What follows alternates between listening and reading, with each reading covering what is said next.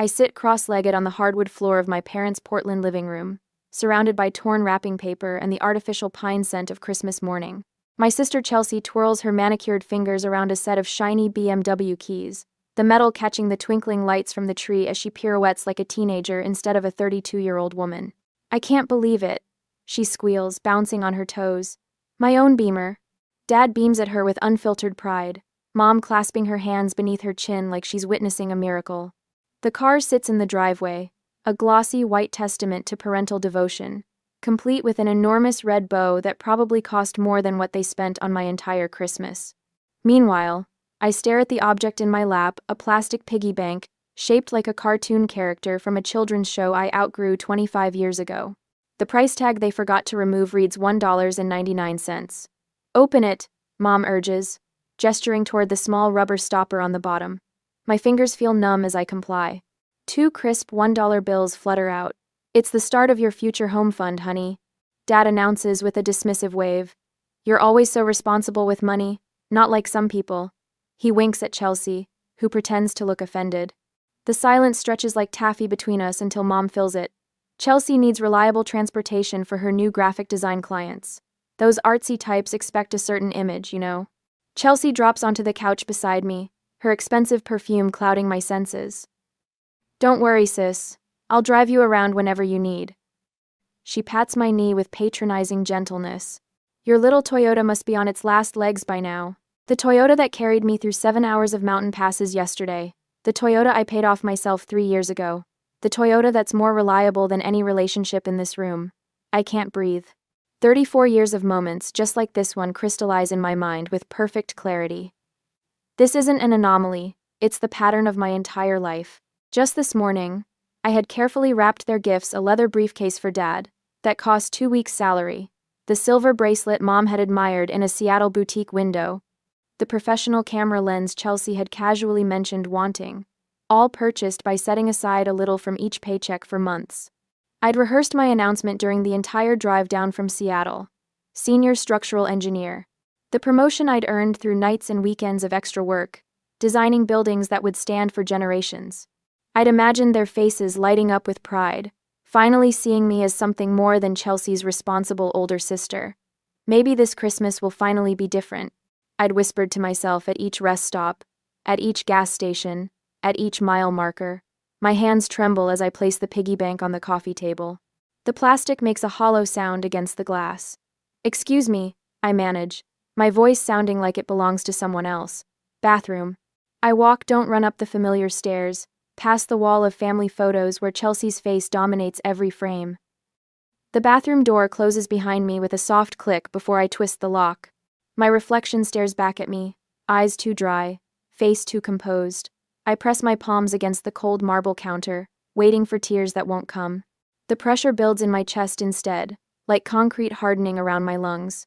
People talk about heartbreak like it's abstract. It's not. I feel each chamber of my heart contracting painfully, blood struggling to push through narrowing vessels. My sternum aches like someone has pressed a knee against it. This is what dying feels like, I think.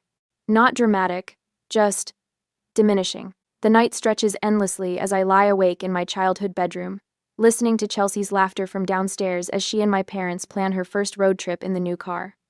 At 2:17 a.m., I finally sit up. I pack quickly, taking only what matters: the faded, stuffed bear my grandmother gave me, the photo album from college, the small wooden box containing my first professional blueprint. The expensive gifts I've given them over the years stay where they are. They were never about gratitude anyway. The house is silent as I carry my suitcase down the stairs. My house key lies cold in my palm for a moment, before I place it on the kitchen counter beside the coffee maker that will brew in 3 hours. They have made their choice. Now I'm making mine. Streetlights blur into watery halos as I navigate empty highways. The dashboard clock reads 3:42 a.m., Christmas morning. My windshield wipers battle against thickening snow while Bing Crosby croons about white Christmases from the radio. I twist the volume knob until his voice fades to silence. "Have yourself a merry little Christmas," I whisper to the empty passenger seat, my voice breaking on "merry." The irony burns like acid.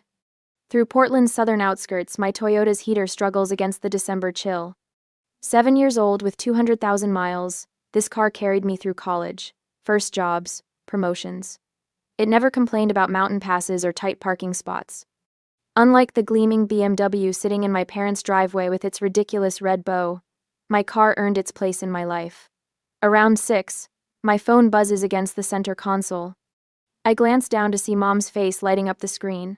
Not, "Are you safe?" Or, "Please come home." Just, "Did you remember to pay the electric bill for the cabin before you left Seattle?"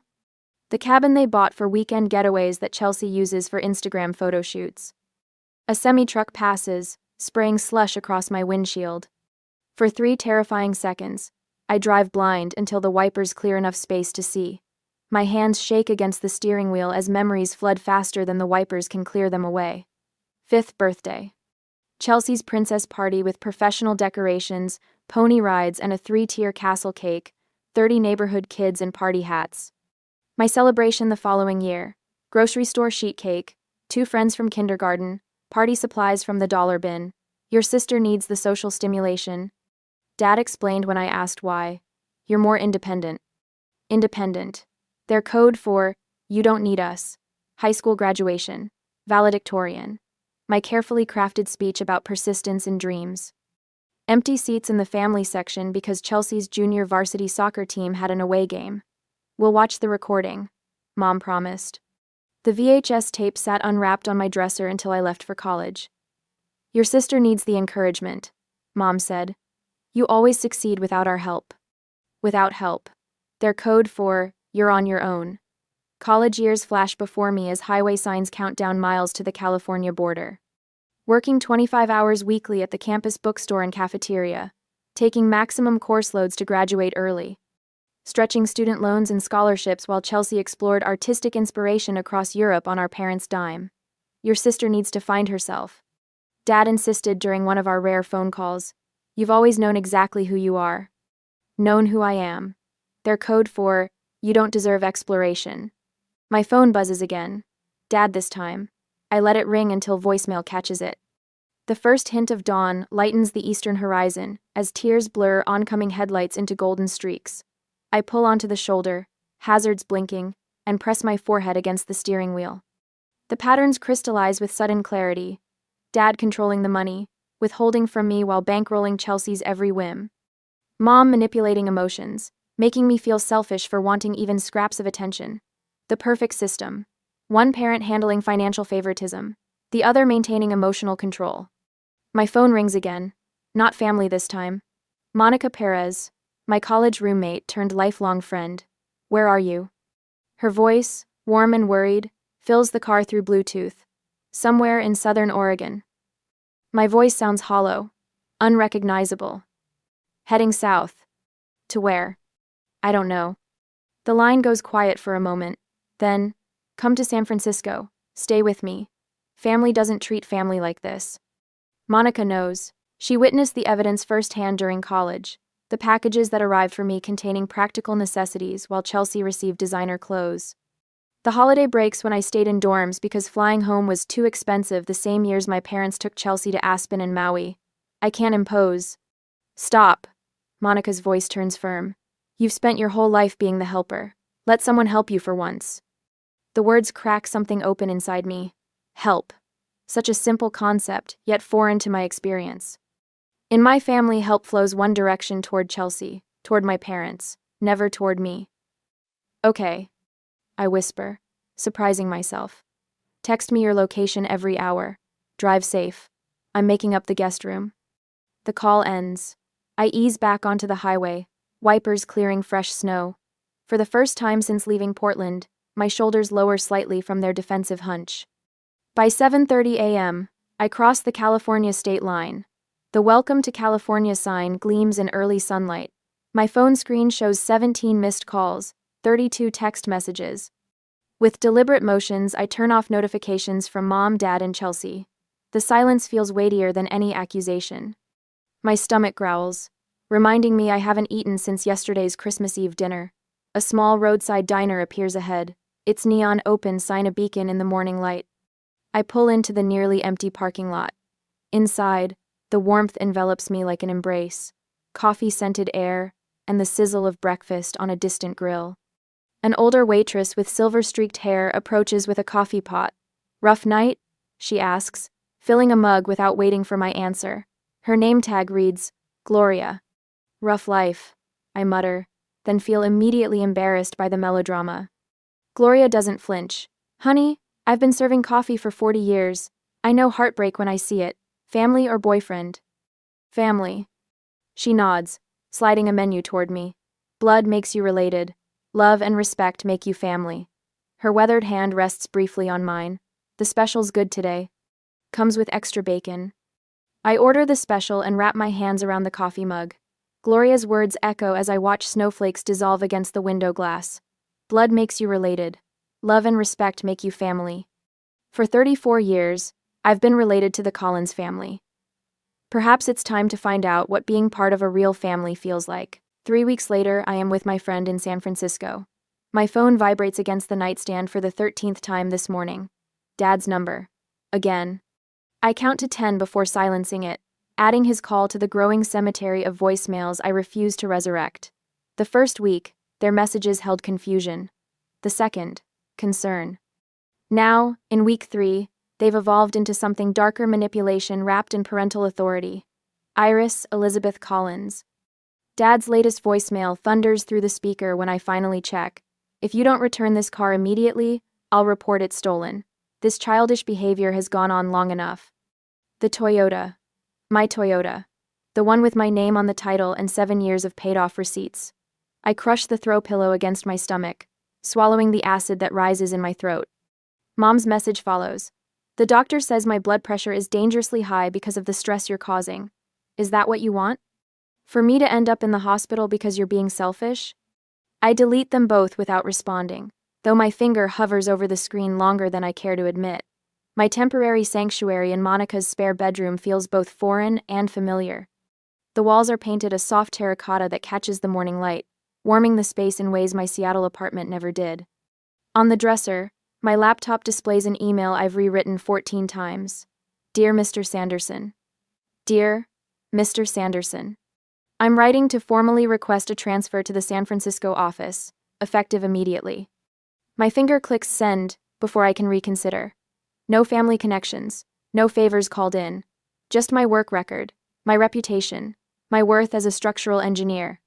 3 hours later, the approval arrives in my inbox, just like that, as if I've always been capable of creating my own path. "You got it?" Monica appears in the doorway, reading my expression. Her dark curls frame a face lined with genuine happiness for me. The concept still feels foreign, someone celebrating my accomplishments without making them about themselves. "I start Monday," I confirm. "Now I just need to find a place." "I start Monday." Monica grins. "Already called Andrea from book club. She manages apartments in Mission District. Rent control, safe building, 20-minute walk to your new office." "You didn't have to." "I wanted to." She cuts me off, dropping onto the bed beside me. "Friends help friends, no strings attached. Novel concept for you. I know." The words hit their mark. No strings, no obligations, no scorekeeping. The tears I've been holding back for 3 weeks threaten to break through. "I made you an appointment too," she adds, sliding a business card onto my laptop. "Dr. Levine, Tuesday at 4. The card reads, "Elaine Levine, PhD, Family Therapy." "I'm not crazy," I whisper. "No," Monica agrees. "But you've been carrying something heavy for a very long time. It might help to put it down somewhere safe." On Tuesday afternoon, the therapist's office smells like lemon furniture, polish, and old books. Dr. Levine wears reading glasses on a beaded chain and sensible shoes that make no sound on the carpet. She doesn't rush to fill silences, just waits while I struggle to form words that have never been spoken aloud. Favoritism? I finally say, the word hanging between us like a newly discovered planet. My entire life. "And how did that make you feel?" she asks. "Like I was worth exactly $2, I answer. Later that week, the apartment Andrea shows me is small, 650 square feet with a kitchenette barely wide enough for a refrigerator. But the windows face west, catching afternoon sunshine that spills across hardwood floors. It's mine by nightfall. I buy a futon, a lamp, and a small desk. Nothing more. The emptiness feels intentional rather than impoverished. Space to grow into. Monica drags me to a community center the following Saturday. Pottery class, she announces. You need something that isn't work or therapy. I protest until my hands sink into cool clay, feeling it yield and resist simultaneously. The instructor, a woman with silver hair and paint-spattered overalls, stands behind me. Don't force it, she murmurs. Listen to what it wants to become. My fingers tremble as they shape something from nothing. By class end, I've created a small, imperfect bowl with uneven edges. It's hideous and beautiful, and entirely mine. The first video call comes 4 weeks after Christmas. I answer on the third ring, steeling myself against the familiar surge of guilt their faces trigger. Where have you been? Dad demands immediately. His face fills the screen, red with indignation. Your mother has been worried sick. Behind him, Mom dabs at eyes that remain strategically dry. San Francisco, I answer calmly. I transferred offices. Without discussing it with us first? Mom interjects, pushing into frame. How could you be so inconsiderate? The old pull tugs at my chest, apologize, placate, make it right. But Dr. Levine's words echo. Your feelings are valid. Their reactions belong to them, not you. I needed space, I say instead. Space from what? Dad barks. From family? From responsibility? From growing up? From feeling invisible, I reply, surprised by the steadiness in my voice. From being valued less than Chelsea. From trying to earn love that should have been freely given. Mom's tears flow instantly, right on cue. How can you say such hurtful things? We've always loved you both the same. I'm not responsible for your feelings anymore, I tell her. The words feel like stones I've been carrying in my mouth for years, finally released. I'm responsible for mine. Dad slams his palm against the table. This conversation is over until you're ready to apologize. Then I guess we're done talking, I answer, and end the call. In days to come, the rumors reach me through LinkedIn messages and texts from former coworkers. According to family lore, I've had a mental breakdown. I'm living in squalor. I've joined a cult. Chelsea's Instagram shows her looking concerned in tastefully filtered photos, captioned with vague references to family heartbreak and praying for those struggling with mental health. My new coworkers know nothing of this narrative. They see only my work, the precision of my calculations, the innovation in my designs. When Chelsea shows up unannounced at the office reception 10 days later, Monica happens to be dropping off lunch. She's in a meeting. Monica informs her coolly, and she'll remain in meetings indefinitely for uninvited visitors. My therapy group meets Wednesday evenings in a church basement that smells of coffee and old hymnals. 8 strangers connected by similar wounds. Family doesn't get a pass just because they're family, says Raymond, a 60-year-old accountant who hasn't spoken to his brother in 20 years. Love without respect isn't love, it's possession. So, the words settle in my chest like truth. 6 months after Christmas, my apartment has transformed. Pottery lines the windowsills, each piece more refined than the last. A proper bed has replaced the futon. The promotion to senior project manager came with a raise that ended any lingering financial anxiety.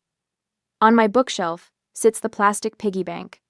I've filled it with crisp $2 bills, one for each week of freedom. Not as punishment, but as a reminder. Sometimes the smallest betrayals reveal the largest truths. The first holiday season approaches with both dread and relief. No presents to buy that won't be appreciated. No performances to maintain. No diminishment to endure. Just me in a space I've created, becoming someone I'm finally learning to value. Worth far more than $2. A month later, the ivory envelope sits on my kitchen counter like a landmine. 3 days it's been there, untouched. Cousin Vanessa's wedding invitation. My name in swooping calligraphy, Iris Collins. No, +1. Just me. Expected to return to the fold unaccompanied. So, what are you thinking, Doctor? Winters asks, her office chair creaking as she leans forward. I trace the edge of the armrest, counting the brass tacks one by one. I'm going. Her eyebrows rise slightly. That's a change from last week. On my terms, I add quickly. I've booked a room at the Hilton 4 blocks from the venue. Dad called twice, insisting I stay at their rental house with everyone. And what did you say? Nothing. I smile, remembering the satisfaction of letting his voicemail fill with increasingly desperate messages. The boundary is the message. 7 months of therapy has taught me the vocabulary of self-protection. 7 months after Christmas drove away. 7 months of rebuilding myself, one therapy session, one pottery class, one peaceful evening alone at a time. During the session, my phone buzzed. Chelsea. The third text today. Can't wait to see you next weekend. We need sister time before the wedding madness. I slide the phone back into my purse without responding. Dr. Winters notices. Your sister again? Suddenly we're best friends. I laugh, but it comes out hollow. She never texted this much when we lived in the same city. What do you think she wants? A ride from the airport. Money. The old Iris who carried her emotional baggage along with her actual luggage. I run my fingers across the fabric swatch on my lap, midnight blue silk for the dress I've commissioned. 3 fittings to ensure it hangs perfectly from my shoulders, skims my curves without apology. The color of power, not reconciliation. They've enlisted flying monkeys, I tell Dr. Winters. Uncle Pete called last night about how families need to stick together. Aunt Judith emailed about forgiveness being divine. Even Vanessa's fiancé sent a Facebook message. They're coordinating. And how does that make you feel? Before therapy, I would have said fine. Always fine. Instead, I trace the physical truth of my emotions. The tightness in my throat, the cold sweat along my hairline, the slight tremor in my fingers. Terrified. I admit. But also, ready. Later that evening, I spread the seating chart Vanessa accidentally included in a group email across my kitchen table. There I am, placed between my parents, directly across from Chelsea. The family tableau was restored. I reach for my phone. Vanessa, it's Iris. I have a small request about the seating arrangements. Friday arrives with San Francisco fog that burns away as my plane takes off. The clouds part somewhere over Oregon, revealing the landscape of my childhood. My heartbeat quickens as we begin our descent into Portland. The rehearsal dinner location glows golden against the twilight sky. I stand on the sidewalk, touching the smooth stone pendant Monica gave me before I left. Strength isn't about not feeling fear, she'd said. It's about feeling it and walking forward anyway. I straighten my shoulders and pull open the heavy wooden door. Conversations halt mid-sentence. Heads turn. My mother's hand flies to her throat. My father's drink pauses halfway to his lips. I've changed. The Iris who fled at Christmas was a shadow. This woman in tailored black pants, emerald silk blouse, and heels that announce each step with authority, is solid, present. The diamond studs in my ears catch the light as I scan the room, nodding acknowledgments without rushing toward anyone. Chelsea approaches first, arms outstretched, but something is different. The designer watch is gone. The highlights in her hair have grown out. Her smile seems strained rather than entitled. You look amazing, she says, embracing me briefly. Thank you. I step back, maintaining the space between us. How's the BMW treating you? Her eyes dart away. I, had to trade it in. Got a Honda. More practical, you know? Beyond her shoulder, I spot my parents huddled with Aunt Martha. Mother dabs at her eyes with a cocktail napkin. Father's shoulders slump forward in a posture I've never seen before. Cousin Tara appears at my elbow, vodka tonic in hand. God, am I glad you're here, she whispers. You wouldn't believe the drama since Christmas. Oh? Your parents are selling the house. She leans closer.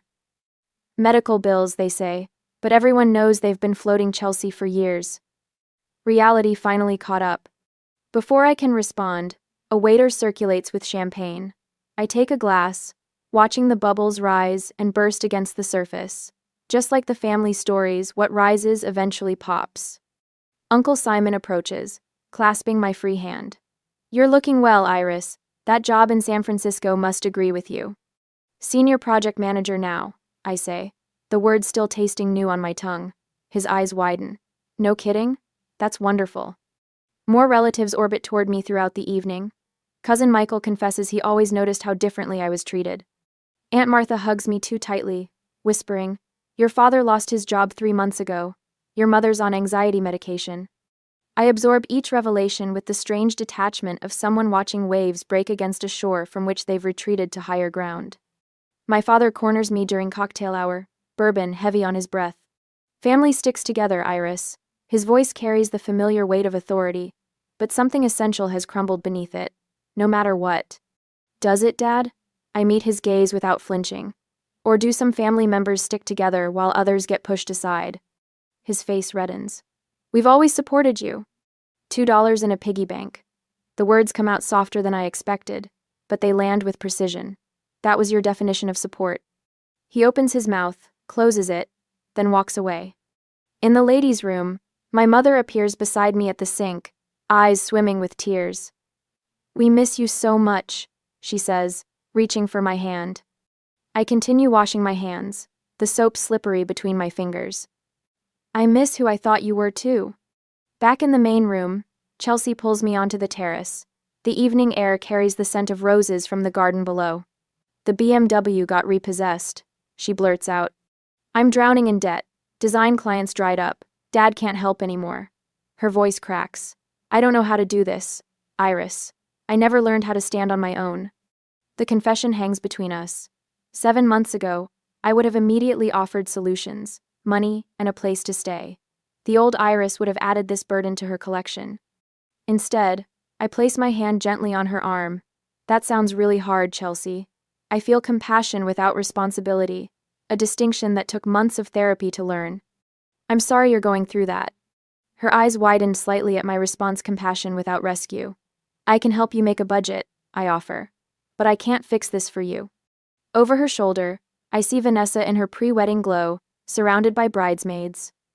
Tomorrow will bring its own challenges. But tonight, standing on this terrace with the weight of family expectations sliding off my shoulders like water, I realize I'm no longer afraid. I am the woman who walked away from a lifetime of diminishment, who built a life from the foundation up. Whatever comes next, I'll face it standing firmly on the ground of my own making. The next day, I stand in the bridal suite of the Magnolia Gardens, watching as my cousin Vanessa transforms from nervous bride to radiant woman. The morning sun pours through tall windows, casting everything in a gentle golden light that feels at odds with the storm brewing in my chest. Iris, your parents are looking for you. Aunt Martha whispers, her fingers gentle on my forearm. They're in the library, said it's important. I knew this moment was coming. 7 months since I walked out of their Portland home, leaving nothing but a note and a lifetime of resentment behind. Thanks, Martha. My voice sounds calmer than I feel. I'll find them after I help Vanessa with her veil. Martha's eyes soften. They mentioned something about a family emergency before the ceremony. Of course they did. The library door feels heavier than physics should allow as I push it open 30 minutes later. Mom sits ramrod straight in a high-backed chair, tissues already clutched in her hand.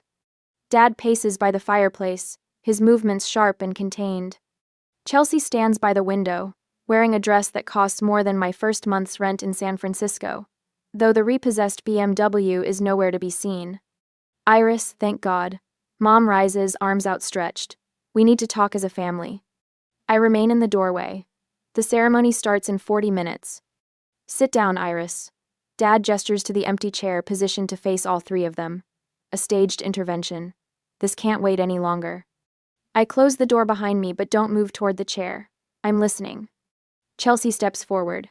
Iris, this has gone far enough. Dad lost his job 3 months ago. The company downsized. Dad interjects quickly. Budget cuts. Mom's been seeing a therapist for depression, Chelsea continues. This all started when you left at Christmas. Mom dabs at dry eyes.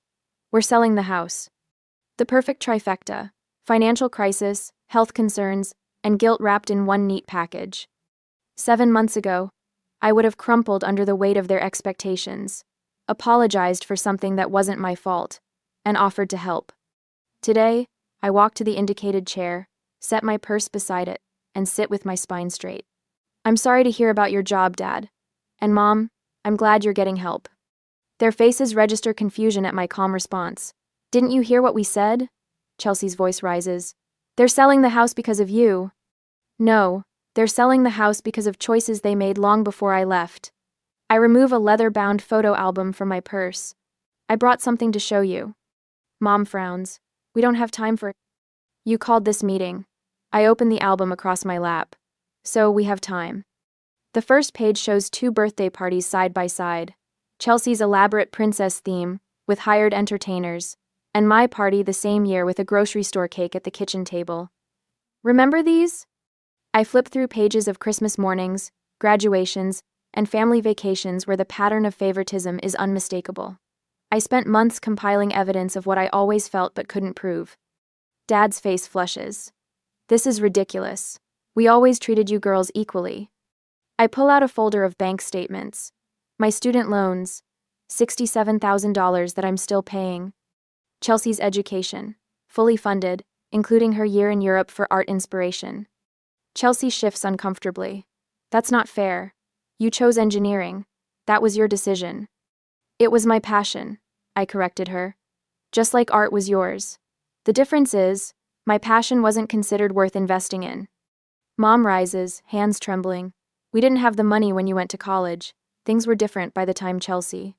I learned everything about your financial records years ago, Mom. I cut her off. Dad's promotion came when I was 16. The inheritance from Grandma arrived before my freshman year. You had the money. You chose not to spend it on me. The room grows uncomfortably quiet as I lay out birthday cards spanning 30 years. The messages to Chelsea overflow with effusive love. Mine contain practical advice and reminders to work hard. We always knew you'd be fine. Dad finally says, his defensiveness cracking. You were always so capable. There it is. The truth behind decades of disparity. Being capable doesn't mean I deserved less love. My voice remains steady even as heat builds behind my eyes. Being responsible didn't mean I should carry everyone else's burdens. Mom collapses into genuine, not manipulative tears. We never meant to hurt you. Intent doesn't erase impact. I reach into my purse one final time. The plastic piggy bank makes a hollow sound as I place it on the coffee table between us. Dad stares at it. What is this nonsense? I remove the rubber stopper. Dozens of crisp $2 bills spill out, unusual currency that catches the eye. I've saved a $2 bill for every week since Christmas. I explain. This isn't about money. It's about what you thought I was worth. Chelsea picks up one of the bills, turning it over in her manicured fingers. I never realized how it looked from your side. Her voice lacks its usual defensive edge. They never taught me to stand on my own. Outside the library, relatives pass by, their voices floating through the heavy door. In minutes, they'll gather to celebrate love and commitment, while our family confronts decades of its absence. I don't want apologies. I say, standing. I want change. I'll consider reconciliation under 2 conditions: family therapy and respect for my boundaries. Dad opens his mouth to argue, but Mom places her hand on his arm.